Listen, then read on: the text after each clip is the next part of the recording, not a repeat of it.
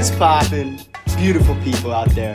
Welcome to episode 3 of Double Take, brought to you from the WZBC Sports Radio Studio. I'm Alex Sayf here with my brother Johnny. What's good? Jonathan. Johnny boy, what's cooking, bro? Hey man, it was a great weekend. Shout out the Cuzzos that were in town. We got to hang out with our cousins. It's a great weekend for some football and for some Disney Plus, which is now about to start monopolizing entertainment. And it seems that... I was pretty pumped about that, man. Yeah, I mean, I think everyone's going to start spending $6.99 a month on Disney Plus. You have to, dude. At first, I wasn't too excited about it, but once I looked at the titles, I was like, yep.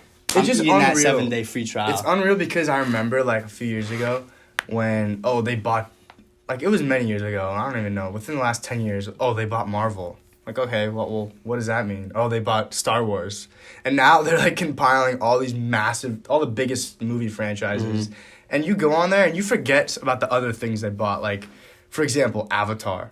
I was like, what? I didn't remember. You gotta get it, man. I didn't know It's Disney owned them. And Mandalorian, bro. That's a good look. So we're gonna do our top 5 things to watch on Disney Plus right quick. Alex, coming in 5. Peter Pan. It's a classic. I mean, come on. Who doesn't like Peter Pan? You should go check it out. Yeah, great movie. Number 4, like I said, Avatar. I didn't even know that was a part of Disney. I mean, they're literally buying everybody out.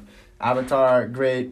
One of those 3-hour movies. Great. I will sit down anytime and watch that stuff. All right, number 3, an old show that we used to watch. We grew up on it, obviously. Zack and Cody. Can't believe I can go back and now and watch those episodes that I grew up on. Classic. Great Number show. 2, another 3-hour movie, Avengers Endgame. Ooh, I actually have not seen it since we saw it in theaters, which I think we saw, 3 times in theaters? No, I saw it twice, I think. Twice? Oh, okay. So I'm due to see it one more time. And coming in at 1, go check this out.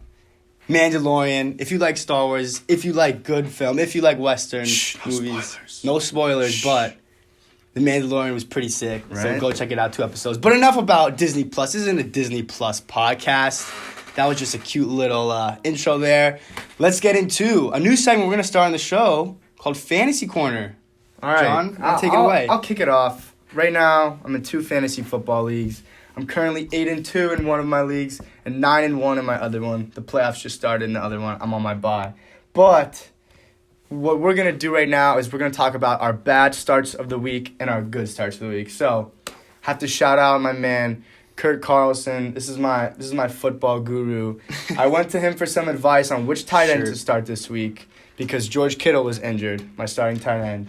And I had TJ Hawkinson or Ross Dwelly, who is the backup tight end on the not backup tight end. I guess he starts alongside George Kittle, right? But I took my friend Kurt's advice. I started TJ Hawkinson, who had a whopping 1.1 points. Oof. On my bench, Ross Dwelly dropped 15.4 points. I sat 15 points on the bench. And now I'm worried because I'm still, according to Yahoo, I'm projected to win, but by only 7 points. So I'm a bit worried right now. If I lose this week, shout out Kurt Carlson. It's your fault, Kurt. You really hate to see that. Yeah. An awful start for me. Alex, what was your bad start of the week? My bad start of the week, which I'm still going to defend this because it made sense at the time, and in retrospect, like you said, like you have, points on your bench, you hate to see it. I started Mike Evans versus New Orleans, who dropped 8.9 points.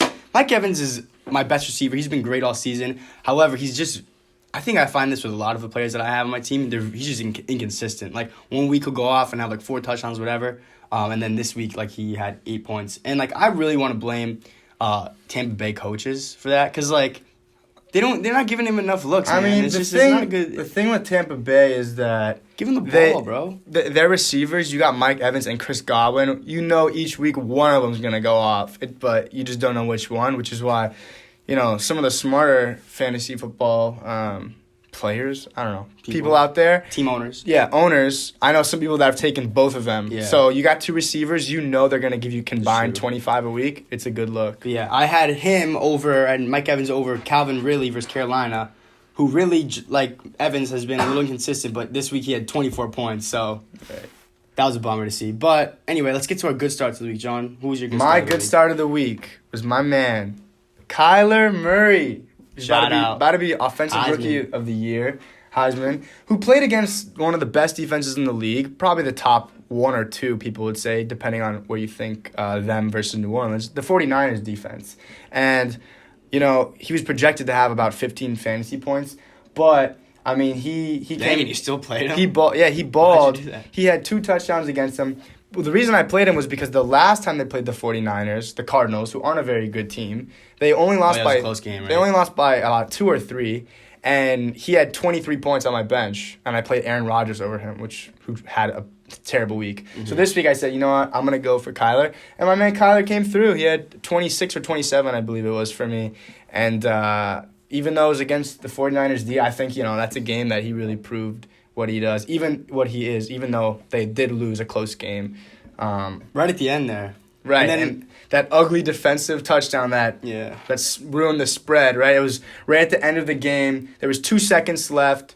The Cardinals were down by 4, and they were trying to run one of those hook and ladders, trying to get – the clock ran out, a hook and ladder touchdown. They fumble it. they're not the Dolphins. The You can't do that. 49ers recovered it and scored a touchdown, and the line was 10. So it was a bad beat. It was they ended up even then. It was Or was, 36 to 26 in the end.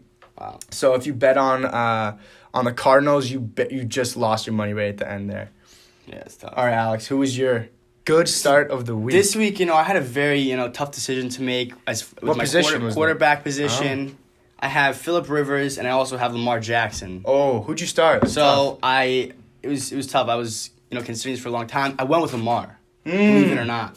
And Great decision. I mean, obviously, Lamar went off today. They absolutely destroyed Houston. Pretty surprising. We thought this was going to be a very fun matchup. It could have been the two And it MVP was- candidates against each other. And, they just dismantled them Well, how 41-7. Lamar had 33.4 fantasy points for me. I got some fun Lamar stats for you, Alex. You All right, ready? let's hear it, yeah. All right, right now the Baltimore Ravens are on a 6-game winning streak. For me, after this week, right now they're 8-2. That's the longest active winning streak in the NFL. I believe. Yes, it currently is. Yeah, I pretty think Lamar just solidified the number 1 spot as of now for MVP. I don't know who can come top him. I mean, Russell Wilson was in there, Watson was in there, but their record He beat isn't both as of them good. head to head. But he beat Russ Wilson, he beat Tom Brady, and he beat Deshaun Watson head to head. So right now, here's a startling statistic: Lamar Jackson has more fantasy points through 10 games than Patrick Mahomes did through 10 games last year. After That is crazy. Mahomes is crazy. That was But one of the best fantasy quarterback seasons only ever. two quarterbacks have more points than Lamar Jackson all time through the first 10 games. It was they? Aaron Rodgers in 2011 who had 272.3 points per game, or not per game, I'm sorry, total through 10 weeks, and Tom Brady in 07 who had 277.2. So Lamar, third most of any quarterback with 271.1 fantasy points. Wow. So Lamar, Wait, was it Aaron Rodgers and who else? Rodgers and Another Tom one? Brady. Oh, and Brady. In 07. So Lamar, I mean, we love to see it because this is a guy who came into the league and people were saying he's not playing the right position. He should be a receiver. And I mean, and even I saw the tweet. There was a tweet. Yeah, today. I retweeted I don't that. even know who it was from, but a tweet that said Lamar is still inaccurate. And someone retweeted it and said, since you tweeted this, Lamar has He's had a 13 for 13 yeah, passes and like 2 four touchdowns. it was 4 touchdowns. Something right? ridiculous. So Lamar had 4 touchdowns today. But I also do in my other league. I do have Lamar Jackson on my team too. I took him late, and those are the picks that really they're unforgettable. When you draft a guy that late and he ends up making your team, I mean, just it's so beautiful. Shout out Lamar. Yeah. It's good. It's to also see him. funny to see how it came from last year, where they started off the season with Joe Flacco, and once things didn't go right, they're like, all right, let's get Lamar some more burns, and they started Lamar, and then he finished the season, playing really well. I know it was Flacco got hurt last year. Oh, he got hurt? Is that what it was? Yeah, Well, and then he started end of the year off really good. Yeah, and then Lamar just went off, and then this. Right. It's funny just looking back from like the beginning of last season to where he is now. Is like he's like probably gonna be the MVP, or at least he's gonna be up top. Yeah. Two in MVP voting probably. Yeah, definitely. Whereas a year ago he didn't even have a starting job. So Right. You love to see it. Yeah. Lamar's Shout out born. Lamar. Shout out. He's a South Florida boy out of Pompano Beach, Florida. We love the South Florida boys. love. All right, Alex. Let's get into the NBA. That's right. Another newish segment that we're gonna do. We've done this in the past before. not on the podcast yet though, is going to be just some quick fire. There's a lot of things happening in the NBA, a lot of stories, so we're just going to go through a lot of them, fairly quickly. Not too quickly though, no promises. We like to talk. So first, this is probably one of the biggest ones I would say of this week, definitely the biggest so far, one. yeah. And on Thursday night, Woj tweeted that he reported that the Portland Trailblazers agreed to a non-guaranteed contract with Carmelo Anthony. Wow. So he's so washed. obviously we've been waiting to see if Melo was gonna even get another chance to play in the NBA, and the Portland Trailblazers are a team that we've seen their name around him before. But what do you think? Do you think this is a good sign? Do you think Melo will be able to produce for them? And how much do you think that he has in the tank? All right, so I don't think this is that polarizing of a decision. I don't think there's many people that can say, oh, they shouldn't have signed Melo. I do think it was a fairly easy decision to make. Melo was out there a few weeks back saying, I want to play 2,000% or something like that. Someone questioned him. I remember that. Someone questioned him, do you want how badly do you want to play this season? And he said, yeah, I want to come back 2,000%. Which 2,000%. I mean, all right. He seemed a little desperate there, but that's fine. He's letting everyone know he wants to come back. I would be too, man. I'm cool with it, Melo. But, he looked awful with Houston last year, and obviously they ended up waiving him, and, he didn't play it the rest of last season after a few games in. But I think for a team like Portland, it was an easy decision. They needed him because of their depth issue at that position. After last season, I didn't really think about this until looking at their roster. They lost a lot of guys at that position. So right now, Zach Collins, they still have him on the roster, who plays center for him. He's hurt. Alfarak Aminu, they lost Mo Harkless and him to, I'm sorry. Yeah, where's Aminu now? He's in, what team is he in? I can't even remember. Let me look it up. But he lost Aminu and Harkless to free agency. Myers Leonard. Bro. Magic, right? Okay. Not playing on a great team, but... Yeah. Myers Leonard to our Heat, Myers is awesome. Oh, yeah, I can't believe... I'm so happy we that traded... trade, if you look at it, we traded away... Whiteside. Hassan, who we didn't want, he's for all that money, and we got back a player who's now... I think he's one of the top 3-point shooters in the NBA right now. Myers is a Miami guy. We love him. And is that everyone? Yeah, and also Jusuf Nurkic, who had that horrendous leg injury last season. So, losing all those big men, right? You kind of wonder, who are they starting? It's Mario Hezonja, who has been very bad so far this season. And they really did need to pick up a guy like Melo. But what I'll say is this. They can't just put all their marbles on, Melo being what's going to save their season. I saw this... I saw a Bleacher Report posted some photo of Melo, Dame, and CJ the new Blazers big three. I'm just all right, come on, you can't rely Melo. Hopefully, doing that. Hopefully, he can shoot a little bit better from the corner three. Hopefully, playing with a guy like Dame. I guess he was playing with Harden last year, and that didn't help. But playing and Chris Paul too. Sheesh, I forgot. Playing with a guy, maybe Dame and CJ that helps him out. But I think if Melo, if he can be in shape, if he can knock down some shots.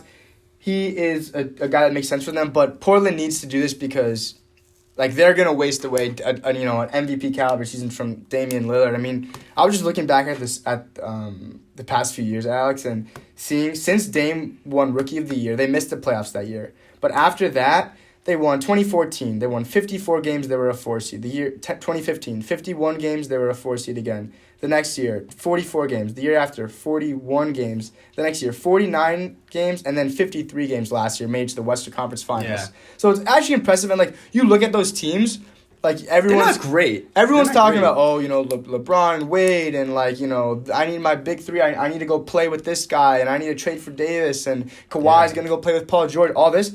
Who's Dame's second best player? It's been CJ McCollum, who's a great player. He's averaged 20 points in the league, but. It is impressive how good they are, and you got to credit a lot of that, if not, 90% of it, to Damian Lillard. So what they got to do so far, they're off to a bad start. They're 4-8 currently, which is definitely not what they had hoped for after making it to the conference finals last year. But I just think I hope they go after a guy like Kevin Love, just because I don't think you can completely rely on Melo to save your season at that position. Yeah. What do you think, So Alex? a lot of things. First, I do think it's funny that Mario Hezonja is getting a lot of minutes. At the beginning of the year, before basketball even started, I remember playing 2K Super Mario against the Blazers, and I was like, why is he in their rotation? what? He's like playing power forward for them. Like, it made no sense to me on 2K. You look on their depth and now chart. they're doing it. And I mean, I guess because they lost a lot of guys. They don't have anyone else. Yeah. But anyway, I'm gonna defend Melo a little bit because although you said it's a good signing for them, I don't like the disrespect that you said about his performances in Houston. Listen, I call it like I see it. In Houston, like, I just think Dude, that what situation. happened? It was Look, a if train you actually look at his stats, like, as far as I mean, no one really will question Melo's offense that much. He didn't shoot great from 3-point. He was 32%. He was 40% overall, and he averaged 13 points in 30 minutes with Houston. And 30 minutes total, you're saying, or per game? 30 minutes per game. Excuse me. Wow. Which actually is more than I That thought. seems like a lot, yeah. But I think they just used him as a scapegoat. Like at the beginning of the season, they were like, it was like 11-10 or something. They were like 500, like 20 games in, and it didn't really make sense. And they were like, all right, like let's just boot Melo. And they called back that the old coach who was really good with the defensive schemes. They tried to get back to where they were doing the year before. And I just think like. Was Melo really an issue? He showed that he was willing to come off the bench. He was willing to, be like more of a veteran presence than like always need the ball all the time and all that stuff. And obviously he's not the most efficient offensive player. But I just think after that, I think he immediately should have been signed by someone. Like last year, there definitely was a team that Melo could have been signed by. I mean, I just don't know who that is. I think Portland Portland was the perfect Portland team. could have. And him. I just think it is funny also that it's come to the point where Portland has had all these injuries and a lot of like players that left have lost at that 4 or 5 position exactly in the off season for them to, and now they're I think they're definitely below 500, but now they kind of hit the panic mode. All right, like let's go get Melo. I mean, they're not panicking trading away anyone yet, but I think that's why I said it was a no-brainer. Melo was out there for them to get.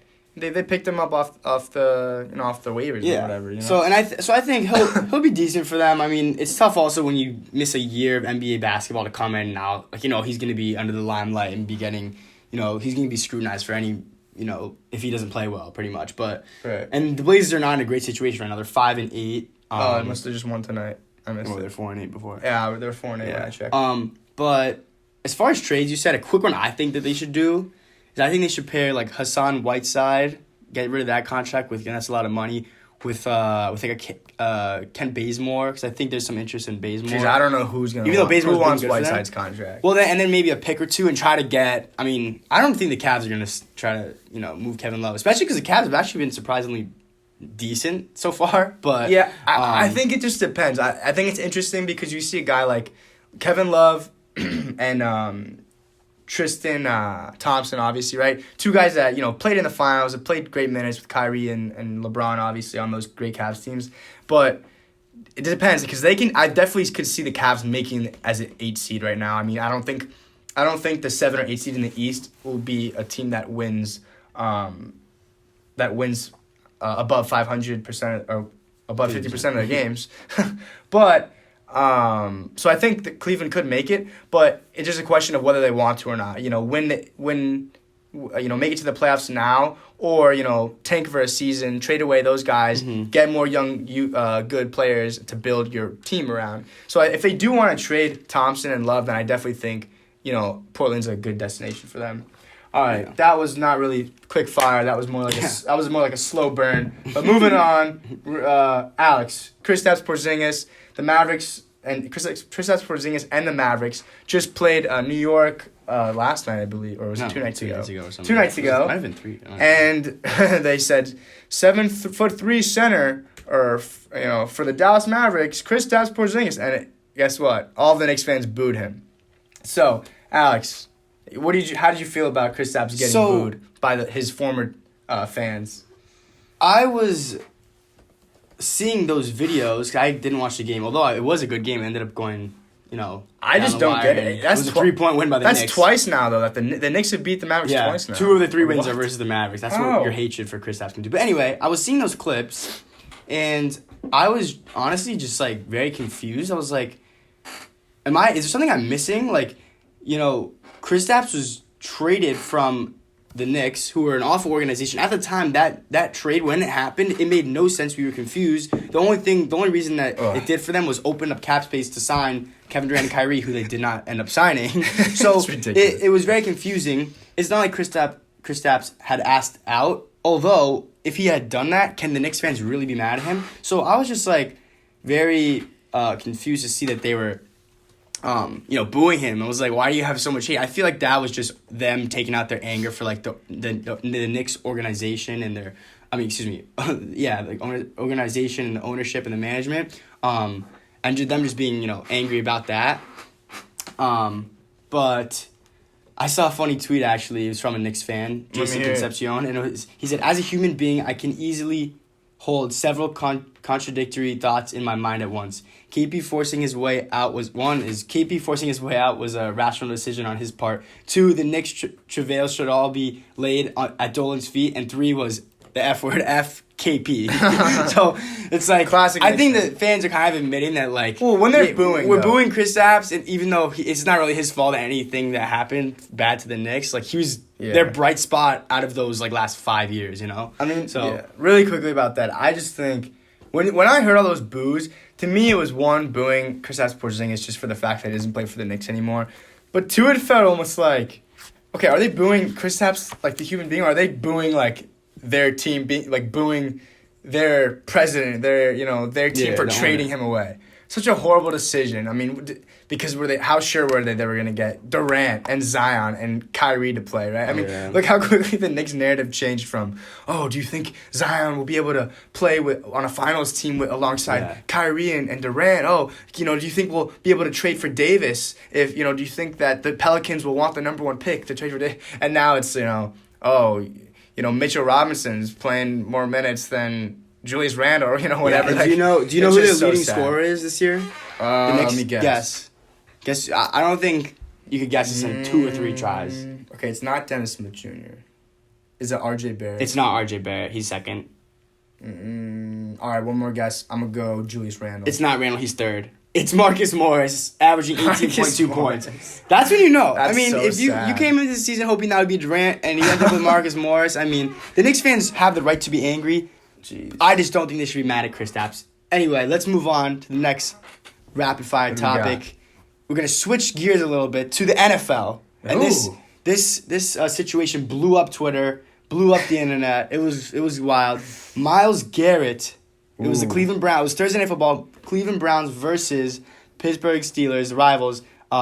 Cleveland is destroying the Steelers, and in the last minute, we saw Myles Garrett tackle quarterback for the Steelers, Mason Rudolph. The clock was running out. And the clock was running out. And Rudolph got kind of mad at him. And he, as we saw in those replays, he kind of grabbed Myles' helmet. And then at that point, Myles ripped off Mason Rudolph's helmet, is then held back by 2 larger Pittsburgh players. But then Rudolph runs towards him with no helmet, too big.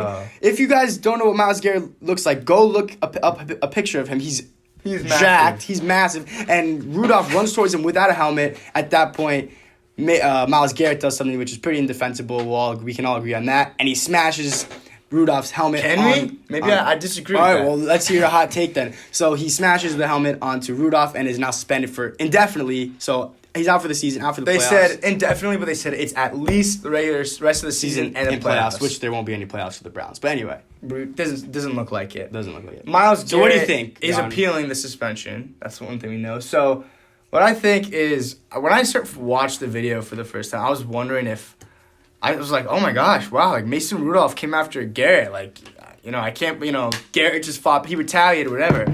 I was shocked at how harsh the backlash was towards Garrett. And thinking about it, obviously, if you think about the situation, how would we have felt if, he had knocked out Mason Rudolph and he started bleeding or something? Obviously, it looks a lot worse. It would be different. I think I felt different about it at first because, Rudolph did come away looking fine from it. Yeah, he kind of just threw his arms in the air. He actually didn't even flinch really when he got hit in the head. He didn't. It didn't seem like he was too hurt. But if you do look back on it, massive Myles Garrett, with full force, with his massive arm, just came crashing down with his helmet. And then there was a video on Barstool Sports of, I don't know, whoever took this, some random dude who sent this to Barstool. They took a football helmet and they smashed it on a wooden chair. Oh, and the chair snapped in half. The chair just split right in half down the middle. So, yeah, I'm sure that would hurt. Myles Garrett, he does deserve a suspension. I don't know. The way people are talking about, Mason Rudolph should. What do you think about Mason Rudolph not getting any suspension? Is that true? Did he not get He didn't get anything? anything. He did not get anything. So this is my thing. Mason Rudolph, this is what happened. Mason Rudolph came after Myles Garrett and grabbed his helmet because he was upset. So now are we saying Myles Garrett should just sit there and get pushed around by Rudolph and the other two players who came to defend their quarterback, which I'm totally cool with that. You got to defend your quarterback. But obviously Miles' retaliation was a lot worse than what Mason no one did can defend that. because he ripped the helmet off and he ended up following through with the hit, which, does the intention matter? Because maybe Mason Rudolph's intention was to do the same thing. Yeah, he just didn't execute it as I well. think I agree with you there, and you really can't defend Myles Garrett when you get to the point where he was swinging the heavy helmet at that force down to the head of a player, which is pretty dangerous. You can't defend that. However, I watched the video and I was just like, dude, Mason Rudolph, and I disagree with him not getting any games because he did start it, and like he's the one who came at him. He was trying to, like you said, he was trying to pull off the helmet. So it's like his intentions probably were not the same as Garrett, but him walking away and looking like the victim and him, doing all that just seemed wrong to me. So yeah, I completely agree with you there, Alex. But yeah, so Next topic. We're going right back to the Knicks really quickly. David Fizdale, former assistant coach of the Miami Heat, the current head coach of the New York Knicks, is on the hot seat right now because the Knicks are not off to a great start. Alex, how do you feel about Coach Fizz being on the hot seat? I'm pretty angry, man. Like, I'm going to defend my guy. Shout out, he was there for us during our years where we were winning those championships with LeBron and Wade Just really and Bosh. quickly, the Knicks are 3-10. The Knicks are 3-10. So, okay, in the last 8 years, the Knicks have fired Mike D'Antoni, very successful coach with the Rockets. They've fired Mike Woodson, who had their best winning season in like the last probably it could be 2 decades when they had that 54-win season with Melo. They fired Derek Fisher, who he wasn't proven, but he's still good basketball mind.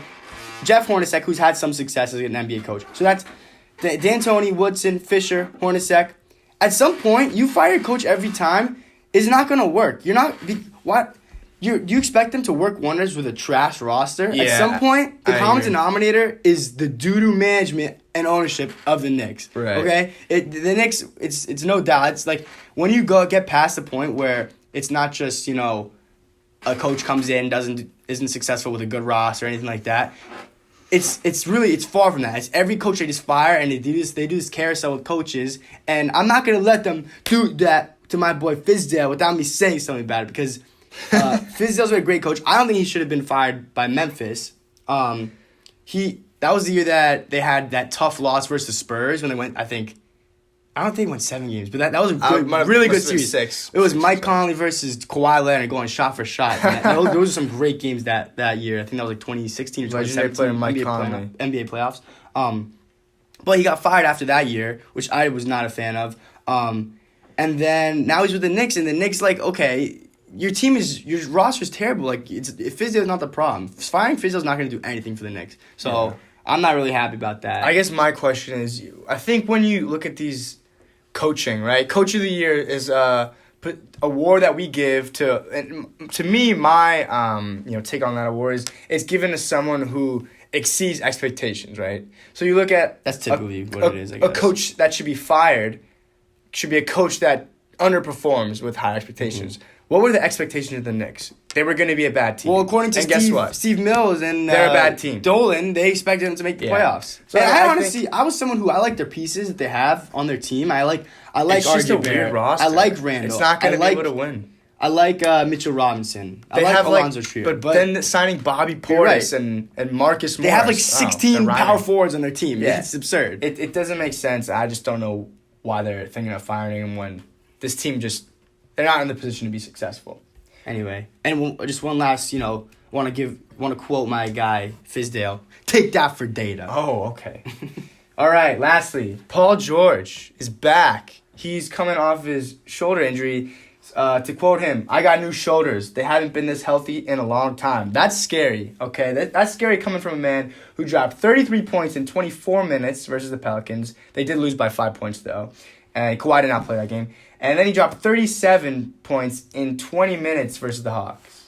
20 Isn't that right? He had 37 points. 37 in 20 minutes. And I looked at the score. Won by 50. I literally rubbed my eyes after I read that score because I could not believe it. They scored 150 points to the Hawks' 101. Yeah. They won by 49 points and hit 150. Like, oof, I have not seen a score like that in a long time. Yeah, anyway, that was crazy. If you look at the standings right now, the Clippers are 8-5. They're currently behind 1, 2, 3, 4, 5. They're currently 6. They're currently behind 5 teams in the Western Conference.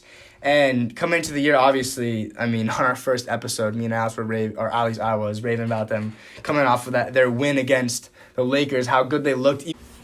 Hey guys, sorry for the interruption, but last night as we were recording, there was a cut in the audio for about 10 seconds. So there's just a tiny gap between what you just heard John talking about and what he's going to be saying next. So, for that, we apologize. We're still learning this whole process and improving. So, thanks for bearing with us and still listening to us. Enjoy.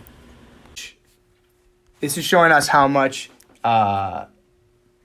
value he's bringing back to the team by coming back. So, Alex, what did you think about Paul George coming back? Yeah, no, I think it was pretty crazy to see and very, promising to see him come in and just pouring 33 points and 37 points.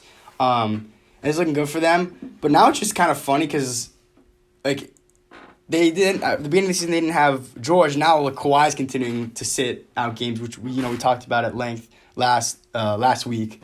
But, I think it's obviously still the beginning of the season, but they're looking good with those two guys. I think you're going to end up far in the playoffs. Yeah, being right now 8-5, where do you think they end up if both these guys come back and are healthy? I mean, Kawhi obviously is going to continue to do his load management, shenanigans. Yeah. But if Paul George is coming back looking like this, playing 20 minutes, 37 points, where do you think they'll end up right now? Even though they're 6th currently, they're going to be. I would say they're definitely going to be top. If I had to bet, I would probably say top 3. I think sure. Easily. Even though I did think I probably thought they'd be like.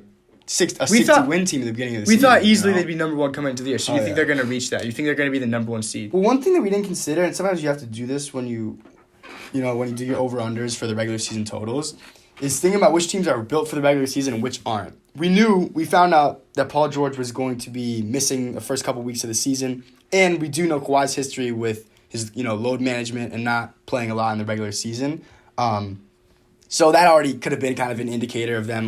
They're going to be a good team in the playoffs, no doubt about it. But you never know how good those type of teams will be in the regular season. Yeah, I think I'll put them in. If I had to bet right now, I think I could see them getting the 3 seed because, like you said, they're not Kawhi's teams. Look at he was raised in San Antonio, right? I mean, he's playing these out. We don't care as much about the regular season. I want to be healthy come playoff time. We'll win on the road, and that's what I think these Kawhi teams will be like. And I think they'll probably get a 3 seed. They'll be behind the Lakers and the Rockets, I want to say. 2 teams that are going to be more hungry in the regular season. They're going to want to lock up home court advantage. So that's why I see them. And also one thing to point out about, going for home court advantage in the playoffs, the Clippers, if right now they're looking at the top of the standings, it's the Lakers. So if they're thinking, we're going to have to go through the Lakers in the playoffs, home court advantage isn't going to mean anything against the Lakers because it's actually almost at that point you don't even want to play. If I'm the Clippers, I don't want to see the Lakers in the playoffs because of that. Obviously, basketball is basketball and you're gonna be fine. But we saw in Game 1 of the season that even though it was a home game for the Clippers, it was the Lakers' chants were dominant. It's a Laker town. It will be fun to see a conference finals, LA. Any playoff series versus those teams, it's gonna be electric. All right, just a few more topics to get through for the second half of our episode. We're gonna play Contender or Pretender. We're just about a month into the season, and some teams have been exceeding expectations. Like I said, some have been underperforming. We're gonna go through some of the top teams and discuss whether we think they're a contender or a pretender. And we're also going to do our early MVP watch because right now we got a lot of guys that are just balling, are hooping. And that's, something that we were excited for coming into this season now that, the dominant, the juggernaut of the Warriors is gone. All these other teams are coming in and looking great. And there's really, on this list, I have 12 teams that we're going to go through as quick as we can and talk about, whether we think they're a contender for the playoffs. You mean to go title in the playoffs, kind of? Yeah. So I guess we'll define a contender. Contender Can you see this team winning 2 rounds in the playoffs? Okay, so we'll start. Coming at number 1, the Boston Celtics, who have won 10 straight games. They lost their first game of the season to the Sixers. Since then, they've won 10 straight games and had just lost tonight to the Sacramento Kings on the road. Alex, are the Celtics a contender or a pretender? If that's the definition, if it's 2 rounds in the playoffs, I would say sure. But the way they're playing, I am a little surprised to see that they're the best team in the East right now. But the way they're playing, everything's really coming together. Between you coming off of last season where you had Kyrie, and then you had all these younger players who are trying to, still prove themselves and get their minutes and get their money and get their points and all that type of stuff. Whereas now it seems like they have more of a structure to their team. We have Kemba, who's not like a guy who really is going to be as ball dominant as Kyrie. He's a guy who can move it. But then in those moments when you need a player to just get a bucket, Kemba can do the same things as Kyrie. I mean, obviously not on the same level, but that's something good for them. And then their young wings and Tatum and Brown and Hayward have been really good, although Hayward is hurt. For me, the big question coming into the season, the reason I didn't believe in the Celtics was their center position, losing Al Horford and then going from that to and that's Kansas, who's a guy who doesn't play much defense. Who else they lost? Who? Aaron Baines, who's balling. And Aaron Baines. That's true. Aaron Baines has been good for them, for the Suns. But I was going to say is, Robert Williams and Enes Kanter are both doing a good job. And there's obviously some of their other guys. Enes did miss some games. But Robert is doing a good job. Yeah. I'll agree with you there. I do think they could win 2 rounds in the playoffs. I just think in the East, I know they've looked good. I would say, they were playing some questionable teams, but what I would say is that I think looking at the Bucks or even the Heat, I mean, I'm a homer, so I guess I'm biased here. I'll take us, man. I would take the Heat and I would take the Bucks over the Celtics. But, if they get a good break in the playoffs, I think that if they play the Sixers, I think they could beat the Sixers, and whoever their first round opponent is. So I could see them doing it. All right, next we're gonna go. I think I'm gonna start from the top, and then we're gonna switch to the bottom. So now the bottom team in my list of 12, the Mavericks. They're currently 7-5. Luka Doncic is averaging 28.5 points, 10.7 assists, 10.9 rebounds. Or no, I'm sorry. Is it assists? No, that's rebounds. 10.9 rebounds and 9.1 assists, nearly a triple-double. And this man is literally, like I said, he's 11 months older than Alex and I. He's 20 years old, and he's shooting 47% from the field. So, Alex, you think the Mavericks are a contender or a pretender? No, I would say they're a pretender, although I think they're making tremendous strides this season, going off last season where they were a lottery team. And obviously, those strides have they've gone along with Luka's huge stride that he made to this season, where last year he was averaging about 21, 7 or 8 assists and like 6 rebounds, something like that. And now he's jumped up to, like you just said, 28, 10, and 9, almost averaging a triple-double. For me, he's in the MVP conversation. I could see him getting votes. He has to be. If they continue to, stay a couple games above 500. What seed do you think they have to win for him to get MVP? Ooh. Well, I think for him to get MVP, you're going to have to see other guys cool off. Like you mentioned before, there's so many guys playing well. But if he continues this play and maybe we see like James Harden stop averaging 40 points, and Giannis not doing what he's doing. I don't even know who's Luka right now, man. Actually, that's probably it. They'd probably have to get like a top 4 seed for him to be considered. I don't know. Which is unrealistic, but... If he's averaging this near triple-double, right, which for all those Westbrook, haters on his MVP, being able to average nearly, he's a point and a half and one assist away from averaging 30, 10, 10. And he's 20 years old, and who he's doing it with. I mean, listen, he's got Kristaps, who's averaging 18.8, nearly 9 rebounds a game and 2.4 blocks a game. But other than Kristaps, I mean, the roster isn't that strong. I think without him, they're easily a bottom, 4 team in the league. But I don't know about that, but he's obviously he does have that make your players better, that magic bird type of factor going on. Yeah, because of Luka, I want to call him a contender, but the reason I can't is because of how deep the West is. I mean, their first round they could face the Rockets or the Clippers. I mean, to be able to win 2 rounds in the West, it's going to be difficult. And don't eliminate the possibility of them missing out on the playoffs. No, I would put them easy as a contender. I would pick them to be in the playoffs, but you never know. Especially with the West, we have teams. The teams who are out of the playoffs right now. We have the Blazers, the Spurs, the Pelicans, who haven't had Zion come back yet. The Thunder and the Kings. Like with those 5 teams ish, you never know if they could make a run for it. And if one or two things goes wrong for Mavericks, that could be it. But next team you want to do is the Suns. You want to talk about the Suns? Yes. Are they a pretender, John, Suns. or a contender? Man, the Suns, I want to qualify here. They're like in between for me because I hope they make the playoffs because they are such a fun team. Adding Ricky Rubio, who's averaging right now 13.6 and 8, almost 9 assists per game, and Aaron Baines, 15 points per game, best start of his career. I mean, Aaron Baines is a dude who, we used to make fun of. He was a meme. He was a meme. He was on the Spurs, and he was on the Celtics last year. He just seemed like a guy. Okay, he's a big dude he's a big body, put in the paint, he can grab some rebounds. But guess what? He's shooting 46.8% from 3. That's absurd. He's not a guy who's ever really been a 3-point shooter in his career. Like, that's crazy. So right now, Phoenix, they're 7-4, which their records are that good, but they started off hot. They beat the Clippers, and that was Clippers' first loss of the year. They almost beat the Lakers too. Like they've had some good games. Yeah, they've had some. The Heat did beat them though, so shout out Miami. But the Phoenix is currently number 1 in assists per game, which this has been huge for Devin Booker, who last year obviously not having a lot of great players around him was the one-man scoring show. He's a guy who dropped 70 in the NBA 2 years ago, and he also had to be the distributor. Right. This is a cool stat that I found.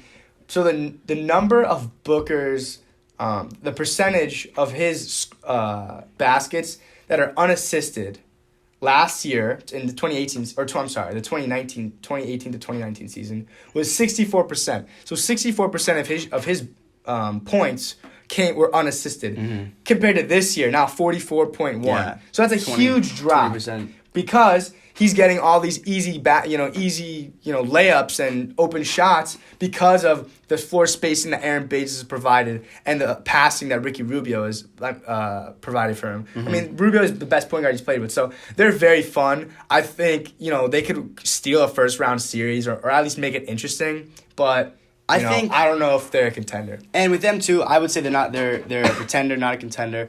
But similar to Dallas, I think it's good that we've seen them make some strides this season. But let's give some credit to their coach, Monty Williams, who I think he's probably the reason I would think that they turned it around. Because in the past, they've had coaches who just were like last year. That signing, I can't even remember the guy's name, but it made really no sense. Who? What?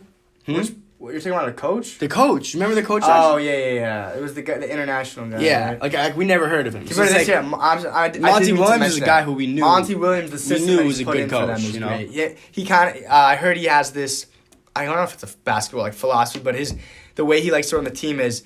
It's like a 0.5 second rule where when you get the ball, he wants you to make a decision within 0.5 seconds. So he's saying, you get the ball, you got to either be passing it, pump faking it, dribbling it, or shooting the ball within 0.5 seconds. So if you just watch how they play, if you look at each player, I mean, they're moving quick. And to that's see the key, it like bro. that, they're just a really I think to me right now, they're one of the funnest. And he's a guy who's worked under Coach Greg Popovich before, so obviously there's no he knows. Question about where he gets that idea from. Next up, we're homers here. I'm gonna go with my home team, the Miami Heat, who are currently 9-3. And I got a fun stat for you, Alex. 9-3 is the best start or I would say in the past few years, this is the best start that a Heat team, or this is a better start than 2 of our big 3 teams, and 9-3 is tied with the other 2 big 3 teams. So from our teams from 2011, 12, 13, and 14, 2 of them started 9-3, and the other 2 teams started worse than that. And I mean, if you look at our team, who's our big 3 right now? Butler. It's Butler. Dragic. It's Butler, Dragic, and Bam for sure. Yeah, those are our 3 best players. And dude, compared to Wade, LeBron, and Bosh, right? I mean, we're 9-3 is a great start. And if you look at our losses, we lost to the Timberwolves coming off of that, back-to-back without Winslow. Winslows been injured for a while now. Yeah. And amid the whole Deion Waiters debacle, which has just been interesting. Alex, are the Heat a contender to make it to the finals? Or are they a pretender? Dude, don't rule it out. And obviously, I'm biased, no doubt about it. But coming into this season, I had high hopes for us, and I really, as much as I didn't expect us to be like a top 2 seed or even a top like two seed in the East and then like top 5 seed overall. I don't want to say that I'm surprised by this because looking at a roster, there's sometimes when you just like, for example, the Spurs have not always had the most talent, but when you have an organization that has structure, when you have a coach who's proven, and you have just a lot of guys who, work hard and can play defense, sometimes that's just all you really need. Think the Clippers team last year. Doc Rivers is the coach. This is a team I've compared the Heat to so far. And I think we're a team we have our identity. We know who we are. We've, like I said, like, good coaching staff's important, and we're a stable organization. Sometimes all you need, that's all you really need when you get some solid players. Like, I wouldn't say we're like one of the top 2 most talented teams in the East. Like, I definitely wouldn't say that. And I just think it's funny because like when you like compare talent, you look at like the Sixers who coming into this season. A lot of people thought they were gonna make a run for the finals and really have a big improvement over last season. 7-4 right they're now. 7-4. They're a 5 seed, or no, they're 8-5 actually. I don't know what you're looking at. They're 8-5. I'm sorry. They probably just won tonight. No, they're 8-5 and they are a 5 seed. But like their team is not performing the way everyone thought they would, and obviously it's still very early. But I just think that's what you compare when you don't have, a proven coach and you have guys who don't fit that well together. Like our team, the Heat fit very well together. And then... Yeah, I think it's just like you talk about, it's like the unselfishness. Like, what I'll say, though, is like, I don't want to go against my team. I'm not going to call them a pretender. But what I'll say is our ceiling seems pretty defined. And I think that because to make it, I could see us in the conference finals for sure. So in that case, we're a contender. But to make it to the finals, to beat a team like Milwaukee, we really need to have a strong second scorer emerge. Whether that's Winslow or whether Dragic is able to play an 82-game season and make it 3 rounds into the playoffs. What I think is that what we rely on is, like you said, the system, the defense, the shooting, and, guys who, like a guy like Kendrick Nunn, who's averaging more points than any Heat rookie ever, more than Dwayne Wade did currently, which is his average is like about 17 points per game. I think a guy like him, like, come playoff time, you can't rely on those guys. Those guys are big X factors. I don't know, but and I don't know if I'm gonna bet on that team to like beat Giannis, who's gonna jump over. I'm gonna disagree with you, and here's why. I have an example from last season that can pretty much disprove what you said. And you look at the NBA champions, the Toronto Raptors, a team that had a finals MVP on their team. Listen to me. They beat Giannis, and they beat the Warriors with they obviously won the finals. That team they obviously had Kawhi, who was their number 1, and I'm not saying Jimmy's Kawhi, but Jimmy's can be like our poor man's version of Kawhi. And then they had Fred VanVleet, who a lot of people didn't know his name a year ago. And then they had Pascal Siakam, who won Most Improved Player. So between our guys, like Bam, I could see him being comparable to maybe Siakam in his improvement this season. And then as far as like scoring, we still have Goran Dragic, who he's been getting buckets this year, and Kendrick Nunn, although it's his first season, he kind of came out of nowhere. I think if unless like something terrible happens, like I could think you could see him continue. Oh yeah, he's mature. The way he plays, you could definitely tell he's not afraid of the moment. He's dunking over dudes, and he's 24 years old, so he is older, even though he is a rookie. Yeah. But what I will say is, I think we might have we're hungry. We might have a move to make. But again, going back to that Raptors team, they also had if you look at their starting lineup, Serge Ibaka, who has been in the NBA Finals, Danny Green, who played with the Spurs, multiple NBA Finals, Marc Gasol, who has not played in the Finals, but he has made it far in the playoffs before, and is an old veteran. How many of those guys do we have? Obviously Udonis on the bench is that guy who's not playing minutes for us. But I will say, relying on guys like Tyler Hero, Kendrick Nunn, Winslow, who's played in the playoffs before, I just think it'll be interesting to see how far we can make it. Coming up next, we got the Philadelphia 76ers, Alex. Contender or pretender? So, as much as the easy choice would be to pick them as a contender, and if it was 3 weeks ago, I probably would have said contender. I don't want to overreact or anything, but at this point, I'm not willing to say that they're a contender, and here's why. They're 8-5, and I just think I was talking about before about, a stable organization, having an identity and like a proven coach and just those simple things. And especially in today's NBA, shooting is a big part of it. They're a team who I look at those boxes and I don't really think I can check a lot of them. I would say their strengths is their defense. But a big problem for them has been their outside shooting. Losing Jimmy Butler and JJ Redick is really hurting them right now because, we know there's been all that talk about Ben Simmons and his jump shot and even, Joel Embiid stepping out to the 3-point line and having to shoot. But their other guys have not been good shooters. The guys who are supposed to be making 3-point shots for them are Josh Richardson and Tobias Harris, who, I just looked today at their percentages from behind the arc, and J. Rich is shooting 30.5%, and Tobias Harris is shooting 24.5%.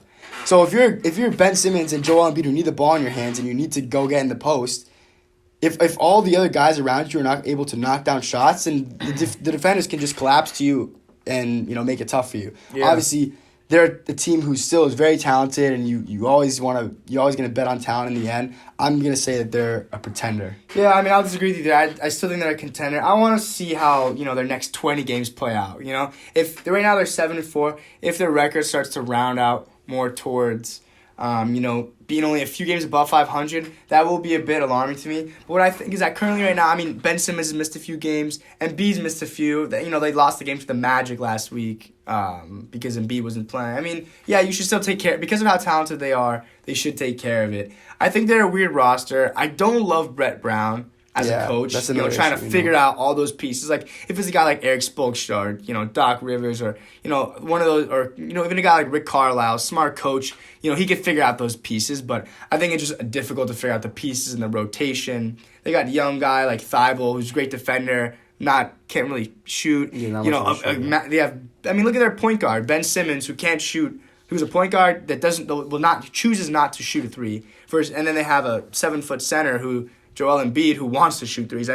Just such a weird roster. I don't know if he wants to, actually. I think they kind of need him to, honestly. That's why he shoots them. I think he wants to. He's not going to be... No center is shooting those shots if they don't want to be. I just think it's... They're an interesting roster. I want to see how the next 20 games play out, but I'm still going to bet on them being the contender. All right. I think we should move on to MVP watch. What do you think? All right. Yeah, we got about 8 minutes left. Yeah, so this season, there's just... Who's your MVP right now, Alex? Dude, I honestly couldn't pick. Last year, obviously, it was pretty clear it was Giannis or Harden kind of debate. This is still early. So sometimes early on in the season, you see guys post numbers that they're not able to sustain. But we have between Giannis, Harden, even LeBron and Anthony Davis, and then Damian Lillard and Luka, guys who are just putting up numbers that you look at those numbers just by themselves without considering anything else, and you're like, yeah, that's an MVP candidate. Yeah, even the guy like Pascal Siakam on the Raptors, who the Raptors are 8-4, contender, pretender. Raptors. I'll say for the conference finals, I could see them in the conference finals. Yeah, I don't know. I wouldn't count it out. They're 8-4 right now. I did not see them making it this far. But Fred VanVleet, who's averaging 40% from 3-point land, and Pascal Siakam's averaging 26 points per game. Those two guys just taking a step up after Kawhi left, they're looking solid. But like I said, even Siakam, a guy like him, is in the MVP conversation. But because how many guys are in it, I think he's going to get overshadowed by the first six. But if you had to choose right now, if I had to, I would.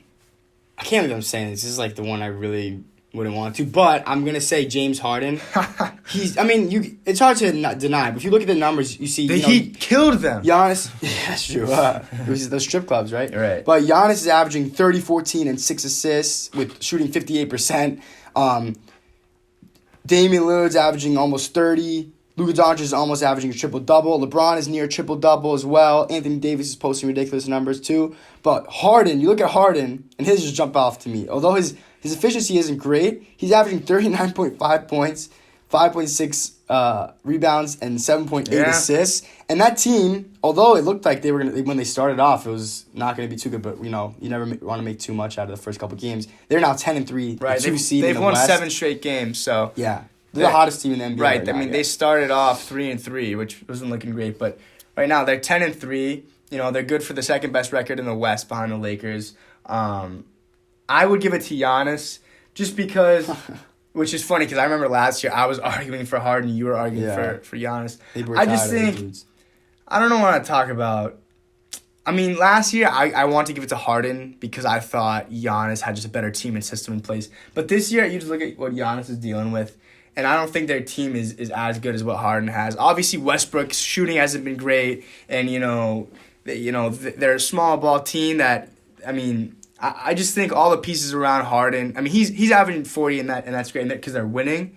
But I want to see how the rest of the season plays out. But for me, Giannis, with what his team looks like right now, I just think it's not as great of a roster as it was last year. And the fact that he's almost taken a level up from what he was last year. Oh, I mean, definitely. He was an MVP last year, and right now he's averaging more points. So I think if we see him continue to do this, if Giannis wins 2 MVPs in a row, like that would put him with some all-timers. I mean, I think about only like 10 to 12 guys have done that in NBA history. I mean, you're in a list with like LeBron, Jordan, Shaq, Steph Curry, Kareem. guys like this. So I think right now Giannis is putting on a season that he's really just trying to show everyone what he can do. And then so we're obviously talking about numbers mostly, but I think ultimately what we'll see it come down to is winning, which we kind of saw happen last year. Like it was Giannis versus Harden. That's you true. couldn't deny the stat lines they were putting record. up, but the Bucks had the best record, so that was kind of it.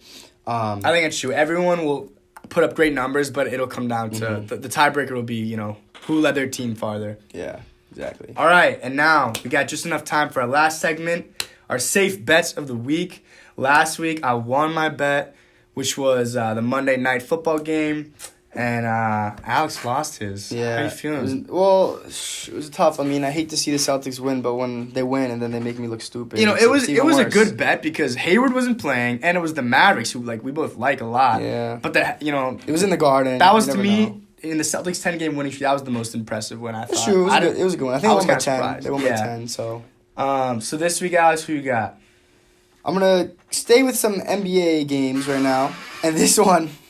I was looking at for the next couple of days, the line, all the the point spreads for the next couple of days of the games, and this one just jumped out to me because it's Cavs plus 3.5 at the Knicks. Wow.